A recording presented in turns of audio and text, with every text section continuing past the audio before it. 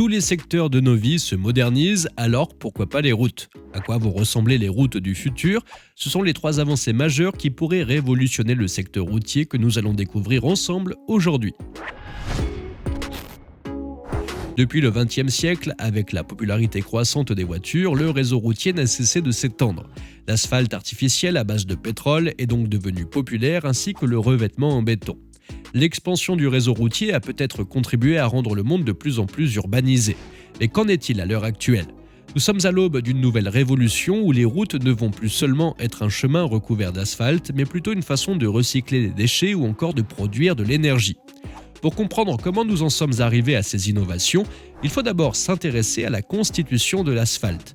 Son mélange est composé de sable, de gravier, de bitume et de divers additifs minéraux et polymères. Depuis plus d'un siècle, on utilise un bitume artificiel pour remplacer le bitume naturel. Mais pourquoi ne pas remplacer ces polymères par des déchets plastiques?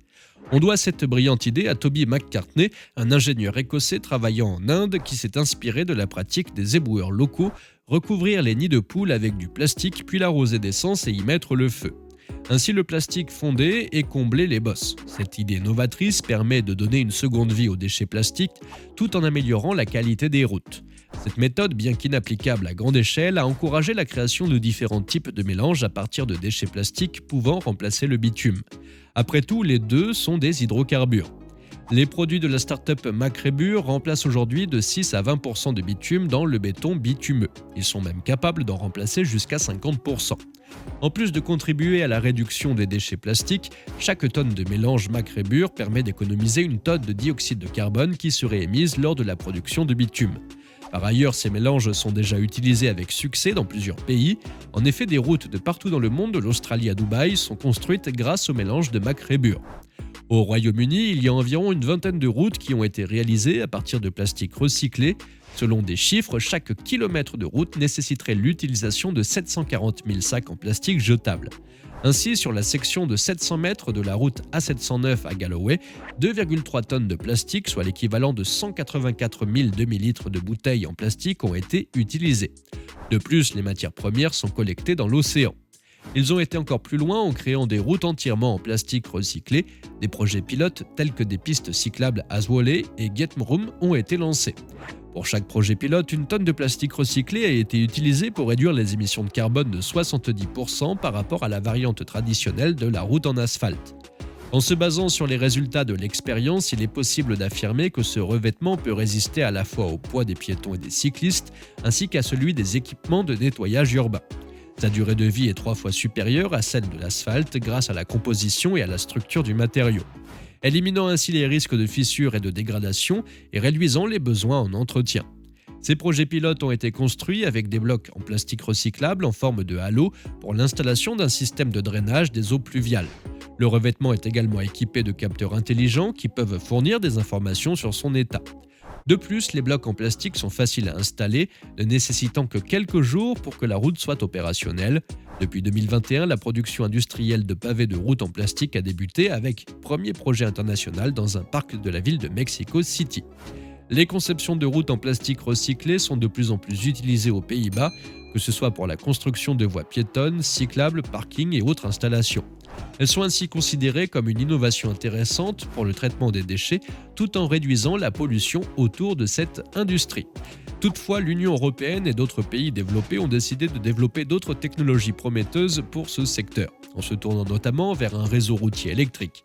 En effet, les ambitions écologiques visent à éliminer progressivement les véhicules à énergie fossile d'ici 25 ans en les remplaçant par des véhicules électriques. Cependant, certaines problématiques perdurent, le problème des infrastructures de recharge des véhicules électriques et de la faible capacité des batteries. Pour résoudre ces difficultés, une start-up israélienne a développé une technologie de recharge sans fil pour les véhicules en circulation. Fondée en 2013 par Oren Hazer et Anna Rambach, l'entreprise a mis 5 ans pour créer un système de bobines de cuivre posées sous l'asphalte permettant de transférer l'électricité du réseau à la route par induction magnétique et résonance magnétique. La solution développée par la start-up est à la fois efficace et esthétique. Les voitures équipées de récepteurs spéciaux peuvent ainsi circuler sur la route, permettant le transfert direct de l'électricité au moteur et à la batterie des véhicules électriques. La gestion du système est assurée par des technologies d'informatique dématérialisées. L'élément clé de cette technologie réside dans l'activation individuelle de chaque bobine lorsque les voitures équipées de récepteurs passent au-dessus d'elles. Sans cette activation, la technologie reste passive et n'émettra ni énergie ni rayonnement nocif pour les personnes ou les animaux qui passent à proximité. La viabilité de cette technologie a pu être démontrée grâce à plusieurs projets à travers le monde. Par exemple, un tronçon de route de 700 mètres à Tel Aviv permet de recharger un bus électrique. Il assure quotidiennement le transport des étudiants de l'université vers la zone résidentielle la plus proche, et ce, grâce à la recharge dynamique sans fil en mouvement et une charge stationnaire dans le but de réduire les temps d'arrêt. D'autres projets incluent un tronçon de route de 500 km à Karlsruhe en Allemagne, permettrait de charger des bus électriques équipés de batteries à supercondensateur. Un autre projet italien, cette fois s'appelle l'Arène du futur et s'étend sur une distance d'1 kilomètre. Les bobines de cuivre spéciales ont été posées en 2 jours par une équipe italienne locale formée par des électriciens. Divers véhicules de tourisme et commerciaux seront testés sur cette piste, ce qui a suscité l'intérêt des représentants du Missouri.